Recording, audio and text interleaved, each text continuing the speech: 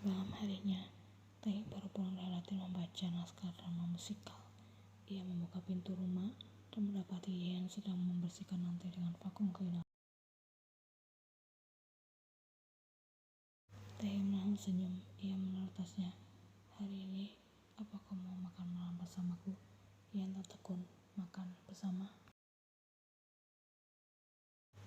Anggap saja sebagai hari tanpa perintah, hanya kali ini saja. Yeon mengangguk. Baik Tuan Kim, tapi jangan memintaku untuk masak menunya karena kau sendiri tahu bagaimana kemampuan masakku. Kita pesan makanan dari luar saja. Kau mau makan apa? Tae menawarkan. Jajangmyeon, balasnya dengan segera. Kalau begitu minta Min Hyuk-kyung untuk pesan 2 porsi. Aku akan mandi terlebih dahulu sembari menunggu makanannya datang. Ucap Taehyung yang kemudian naik ke atas dan masuk ke dalam kamar.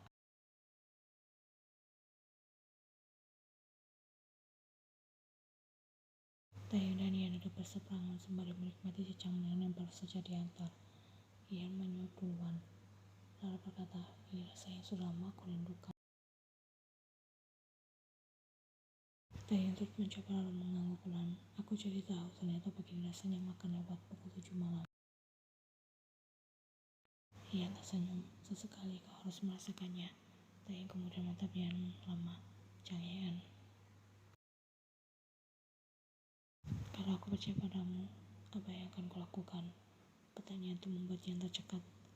Aku akan jaga kepercayaan itu, jawabnya lirih. Taehyung mengangguk pelan. Aku percaya padamu. Yeon langsung menunduk menyembunyikan wajahnya.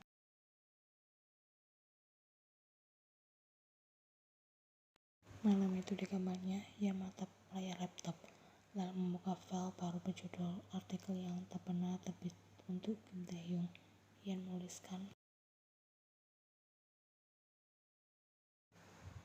aku pernah menjadi orang yang paling kau benci, tapi kini aku hanya ingin menjadi orang yang melihatmu tanpa lensa, tanpa agenda. Dunia mungkin tidak tahu siapa kau sebenarnya, tapi aku tahu, dan kurasa cukup dan aku saja yang tahu.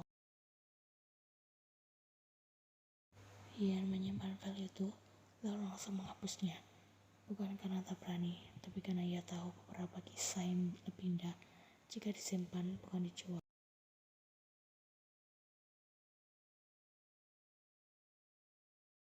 Pagi hari ketika Ian menyiram tanaman di balkon lantai 2, Min Hyuk muncul dengan ekspresi serius. Ada yang ingin bicara dengan ucapnya. Ian mulai cepat. Apa itu Tuan Kim? Min Hyuk hanya mengangguk singkat. Ian turun tangga dengan dekupan kencang dan bertanya-tanya, ada apa gerangan? Di ruang tengah, Taehyung berdiri dengan setelan rumah dan tangan di saku, menatap jendela besar. Ia tidak menoleh saat Ian masuk, tapi suaranya terdengar tenang. Min Hyuk cerita, kau menolak tawaran menggiurkan dari Star Flash. Kau bahkan tak mengirimkan artikel apapun padahal kau bisa melakukannya. Ian segera membeku. Dari mana kau tahu? Taehyung menoleh, tatapannya tidak tajam dan tidak juga datar. Kali ini penuh sesuatu yang sulit untuk dijelaskan. Karena Duhe, editormu ternyata fans beratku, dan karena aku mencari tahu. Ian tersenyum kecut. Kupikir aku bisa menyimpan selamanya rapat-rapat. Kau juga, tapi kau memilih untuk tidak. Hening beberapa detik. Taehyung berjalan pelan ke arah Yeon. Jarak mereka hanya 1 langkah, tapi terasa seperti dunia yang baru. Aku terbiasa ditinggalkan, ucap Taehyung lirih. Tapi saat kau tidak pergi, aku sadar itu sesuatu yang luar biasa. Ian mengangkat kepala, kedua matanya tampak berkaca-kaca. Aku juga terbiasa kehilangan, balasnya. Tapi kali ini aku ingin bertahan. Taehyung menatap wajah Ian. Kenapa? Karena kau seorang manusia, bukan berita. Dan karena aku ingin seperti apa rasanya dipercaya kembali. Balas Ian, hening lagi.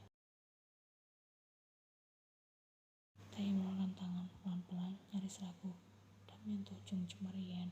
Itu sentuhan pertama yang ia izinkan terjadi secara sukarela. Yen menahan nafas. Aku belum sembuh dari semuanya, ucap Taehyung. Tapi kalau kau mau tinggal, mungkin aku bisa mulai. Kalau kau izinkan, aku akan tetap di sini. Bukan sebagai wartawan, tapi sebagai orang yang peduli. Taehyung menunduk sedikit, nyaris tersenyum. Dan mungkin ini bisa dimulai dari kau yang boleh memanggilku dengan nama Taehyung saja, bukan Tuan Kim lagi. Ia tertawa kecil, baiklah Taehyung, tapi jangan salahkan aku kalau nantinya mulai terbiasa memanggilmu dengan sebutan sayang. Taehyung memutar bola matanya. Mulai sekarang, hari liburku adalah hari saat kau diam. Terlambat, aku sudah terlanjur menjadi backsound hidupmu. Malam harinya, Taehyung dan Yen duduk berdampingan di sofa ruang tengah sambil menonton film komedi yang buruk sekali, tapi membuat mereka tertawa keras. Untuk pertama kalinya, tak ada jarak, tak ada rahasia, tak ada kontrak, dan tak ada perang. Hanya dua orang yang sama-sama pernah hancur dan perlahan saling menyembuhkan.